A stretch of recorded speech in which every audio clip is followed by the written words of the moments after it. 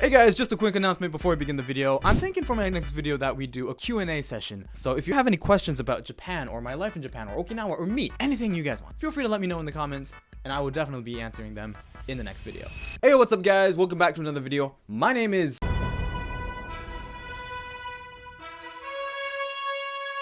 I'm sorry, I've just been watching a lot of Invincible recently. In today's video, I'm gonna be talking about 10 things that I wish I knew before I moved to Tokyo. You see, I remember it crystal clear. April 1st, 2022. I watched as my family walked away, leaving me alone in my new apartment in Ikebukuro, one of the most busiest cities in all of Japan. And up until then, I had spent 10 years growing up on Okinawa. However, Tokyo was about to hit me with an insane reality check, and I had a lot to learn. So I thought that maybe today I can share some of my own experiences of things that I wish that I knew before I moved to Tokyo with you guys. Alright guys, let's get right into the video. Okay, so the first thing that I wish I knew before I moved to Tokyo is that apartment hunting is not easy, especially if you're a foreigner. You see, a sad reality of moving to Japan is that some apartment owners aren't really keen to lending apartments to foreigners. And the crazy part is, that even happened to me when I was trying to find my second apartment, even though I have a dual nationality.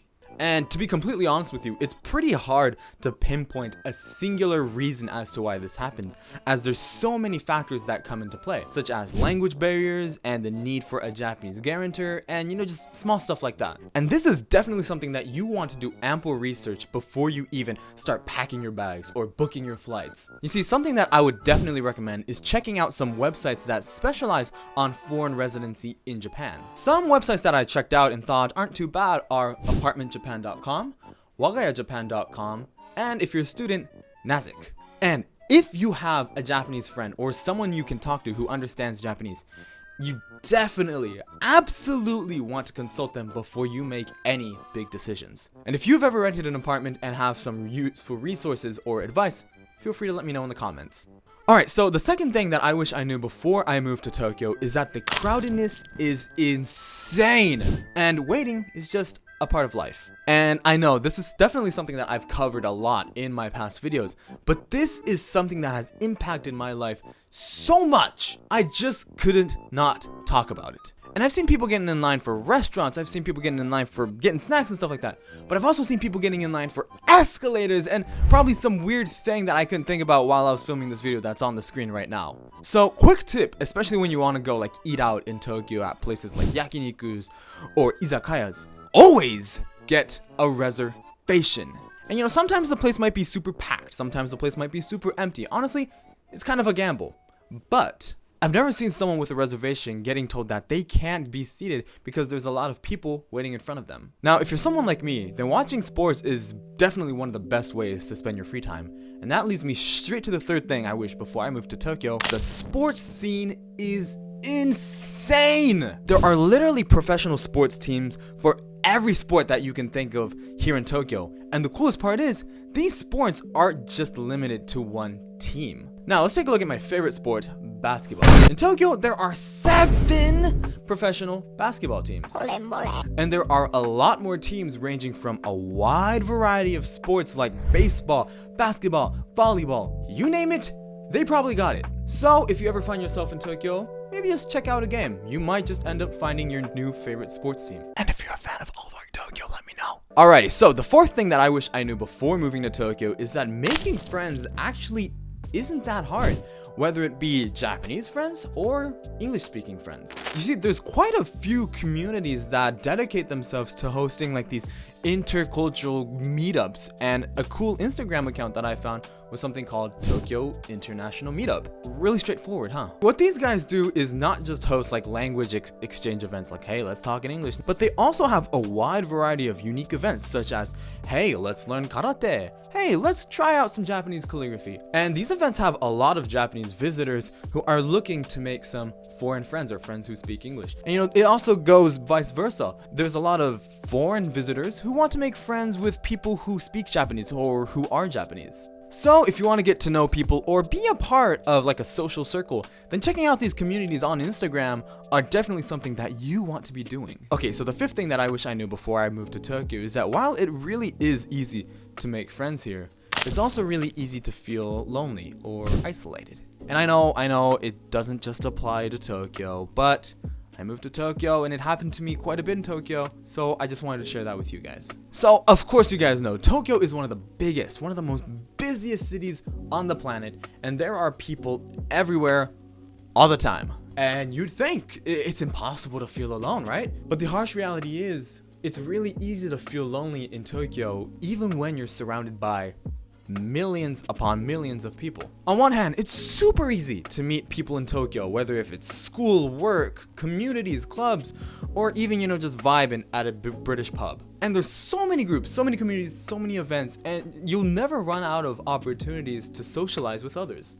However, at the same time, Tokyo is a fast-paced city, and people are busy. Everyone has their own schedule, everyone has their own lives.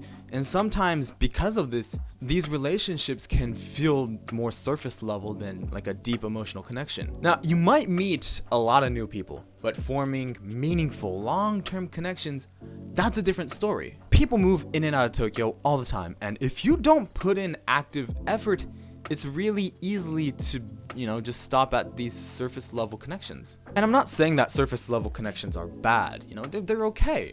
There's even a phrase in Japan called a yotomo, which literally means just someone who you just say yo to. But in those brief moments of vulnerability when you need someone to talk to and you need someone at your side, these deep connections are really something that will save you. And I can talk from pure experiences in the past. And that is why finding your own people is super important. I definitely recommend that you create emotional, deep, and raw connections with other people. And whether that's through shared hobbies, shared communities, having a solid friend group makes all the difference. Because trust me, Tokyo is fun as hell, but it's even better when you have people to share it with. Alright, so the sixth thing that I want to talk about is public transport in Tokyo is built different. Look at my lips.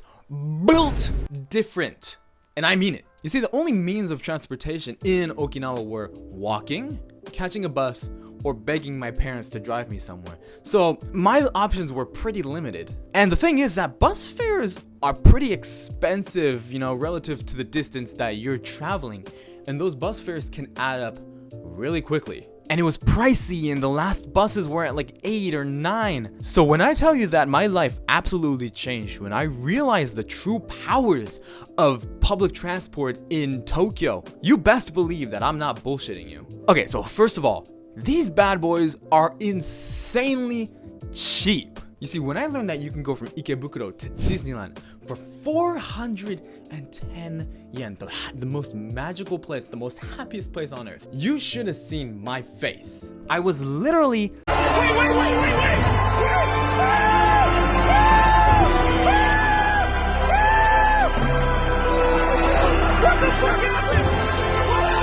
And for a lot of places, not all, most trains run until a good time, like 10, 11, even 12, 12:30. And they're really, really convenient. And yeah, I'll be honest, the trains in Tokyo do get really, really packed, and there are quite a few notable negatives. However, in terms of convenience and overall cost, the public transport in Tokyo is absolutely mind-boggling, and it gives me a lot less reasons not to just go outside and explore. Tokyo's public transport just makes life easier. No more begging my parents for rides, no more overpriced bus rides, just a map and endless possibilities, and a little bit of cash. Okay, so the seventh thing that I wish I knew before I moved to Tokyo is that Tokyo has literally everything. I mean, of course, it's the capital of Japan, the home of insane statistics like this, or images like this. So it only makes sense that you'd be able to find pretty much anything here. And let me tell you, coming from a place where the word national tour means 99% we're probably gonna skip Okinawa, this was an absolute game changer. I went from barely being able to go to major events, concerts, expos, to being able to do anything and go everywhere. You want to see your favorite artist live? They're coming to Tokyo. They'll probably have 2 shows in Tokyo. Do you have an unhealthy obsession with bookstores? Well, I'm glad you asked.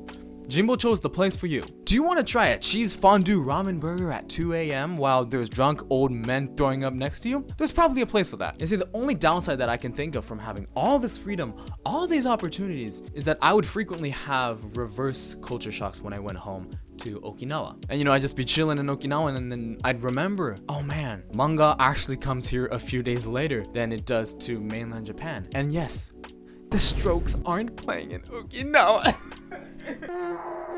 Okay, so the next thing that I wish I knew before I came to Tokyo is that bigger doesn't necessarily mean better. However, let me get this straight. Big is good. Big is great. Shinjuku? Hell yeah. Shibuya? Sign me up. Fucking Tokyo Station?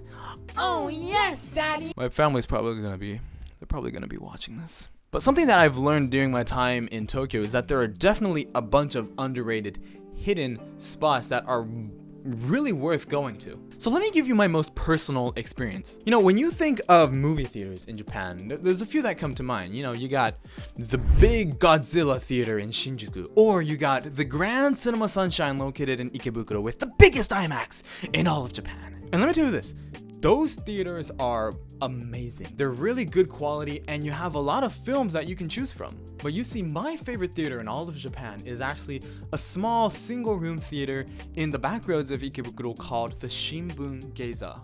You see, my biggest hobby outside of making YouTube videos is actually watching and studying film. And I would frequently go outside to watch films in, a bunch of theaters. Although the big theaters are amazing, like I said, they got a lot of films to choose from. The Shimbun Geiza was really a film that captivated my heart for a number of reasons. First off, the theater itself is beautiful. It's an amazing theater. But the other thing was that the films that they showed were extraordinary. They were amazing. It's super rare in Japan to find a theater that's actually playing classics like Taxi Driver or having an all-night screening of the Dollars trilogy. And I actually think that this movie theater example is a great analogy for the point that I'm trying to make. You see, we all go to these big places and we all find amazing things. And that's totally fine. But sometimes the best spots, the best places could be found in the areas where the majority of people would turn their back to. Okay, so the ninth thing that I wish I knew before moving to Tokyo is not knowing about something called the Tokyo effect. And trust me, this bad boy is real. It goes without saying that Tokyo has everything. I just covered it, Tokyo has convenience stores that actually live up to their name, convenience stores. It has amazing customer service and even better food. And Tokyo spoils you. And we don't even realize that. And then one day you leave Tokyo and all of a sudden everything feels different. It feels inconvenient. It feels like it's not enough. Why is this last train at 8 p.m.? Why do I have to wait for weeks for something that I can get just like that in Tokyo? And you think that this is something that only happens with Tokyo and overseas, but you'd be wrong. Because every time I go back to Okinawa, I'm always like, gosh darn it. Mainly with the transportation and the fact that manga doesn't go on sale until a few days later.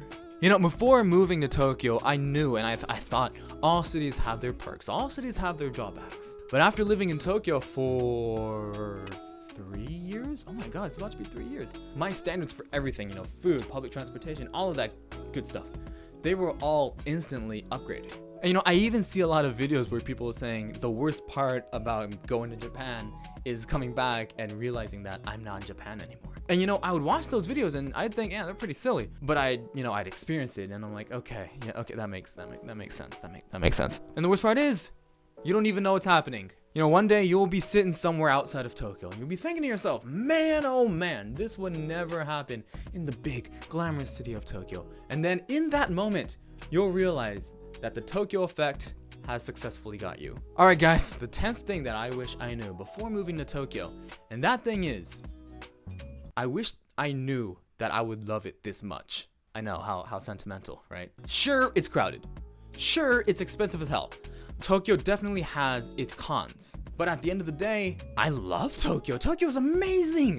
It is fucking amazing. If anyone tells you not to go to Tokyo, don't trust them because they're lying to you. At heart, I will always be an Okinawan guy. I will always be an Okinawan.